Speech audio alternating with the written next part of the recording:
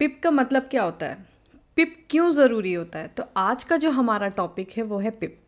तो आज हम बहुत ही अच्छी तरीके से पिप को समझेंगे और मैं पूरी कोशिश करूँगी कि मैं आपको पिप बहुत ही आसानी तरीके से समझा सकूँ।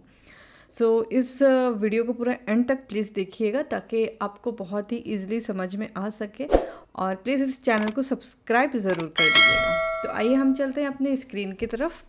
What is a pip in forex trading. Definition of pip तो हम यहाँ पे समझने वाले हैं। फॉरेक्स ट्रेडिंग में पिप का मतलब होता है परसेंटेज ऑफ पॉइंट या फिर प्राइस इंटरेस्ट पॉइंट, या फॉरेन एक्सचेंज मार्केट में किसी करेंसी पेयर्स की वैल्यू को हम बोले तो सबसे छोटी प्राइस मूवमेंट को बताता है। अगर हम इजी वर्ड में बात करें तो पिप करेंसी के प्राइस का स्मॉलेस्ट यूनिट है। फॉरेक्स ट्रेडिंग में ज़्यादातर करेंसी पेयर्स के लिए 1 पिप 0.001 होता है, यानी कि 4 डेसिमल प्लेसेस तक। किसमें? फॉरेक्स ट्रेडिंग में ज़्यादातर करेंसी पेयर्स के लिए 1 पिप इज इक्वल टू 0.001 होता है, यानी 4 डेसिमल प्लेसेस तक। अब एक एग्जांपल देख लेते हैं, यूरो यूएसडी, यानी कि जैसे कि 1.10002 1.1001 है, इट हैज़ मूव्ड 1 पिप, यानी कि यहाँ पे ये हुआ कि इसमें 1 पिप का मूवमेंट हुआ। नेक्स्ट है कुछ करेंसीज जैसे कि जेपीवाई और यूएसडी जेपीवाई में, यानी कि 1 पिप का जो होता है वो 0.01 यानी कि 2 डेसिमल प्लेसेस होते हैं इसमें। पिप को यहाँ पे क्यों मापा जाता है? पिप के इस्तेमाल करेंसी की प्राइस में फ्लक्चुएशंस के उतार चढ़ाव को मेज़र करने और प्रॉफिट लॉस को कैलकुलेट करने के लिए मापा जाता है। जैसे कि यूरो यूएसडी, अगर हम बात करें यहाँ पे यूरो यूएसडी 1.1200 अगर बढ़ के 1.1201 हो जाता है, यानी कि इसमें 1 पिप का मूवमेंट हुआ है। ठीक है, और इसी तरह से यहाँ पे मैं आपको पिप का वैल्यू बता देती हूँ मैं।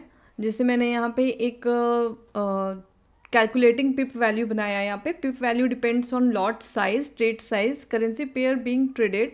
फॉर अ स्टैंडर्ड लॉट जो है वो फॉर अ स्टैंडर्ड लॉट यानी कि 1 lakh units 1 pip is equal to $10, यानी कि 1 पिप का जो मूवमेंट होता है उसमें $10 का मूव होता है। फॉर अ मिनी लॉट यानी 10,000 units 1 pip is equal to $1। Pip value is equal to, उसका पिप का वैल्यू होता है 1 pip exchange rate lot size के हिसाब से।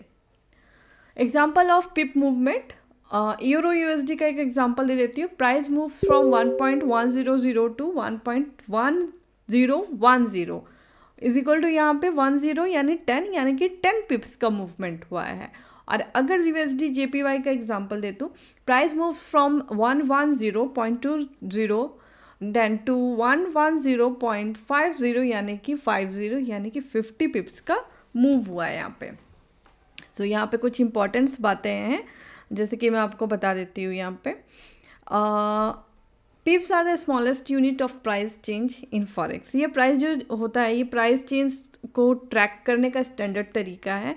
पिप का इस्तेमाल जो होता है वो प्रॉफिट एंड लॉस कैलकुलेट करने के लिए होता है। यह ट्रेडर्स को समझने की में मदद करता है उनकी ट्रेड को कितने रिस्क या फिर प्रॉफिटेबल उनको बनाना है, या फिर कितना रिस्की और कितना प्रॉफिटेबल होगा।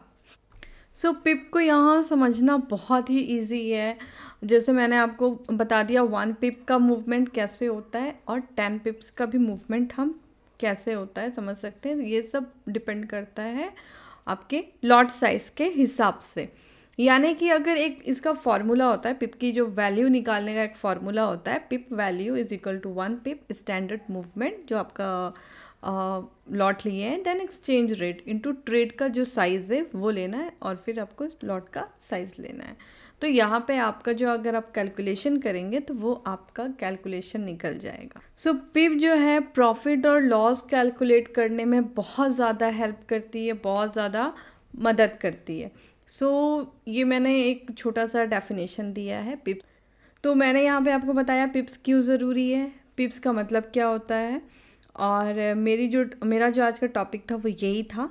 और शायद आई होप आपको ईज़िली आपको समझ में आया होगा कि पिप किसे कहते हैं और पिप का मूव जो होता है वो कैसे होता है। और अगर हम इसकी बात करें कि पिप को ईज़िली समझने के लिए, तो ये पिप प्रॉफिट और लॉस कैलकुलेट करने में बहुत ज़्यादा हेल्प करती है। So thank you so much.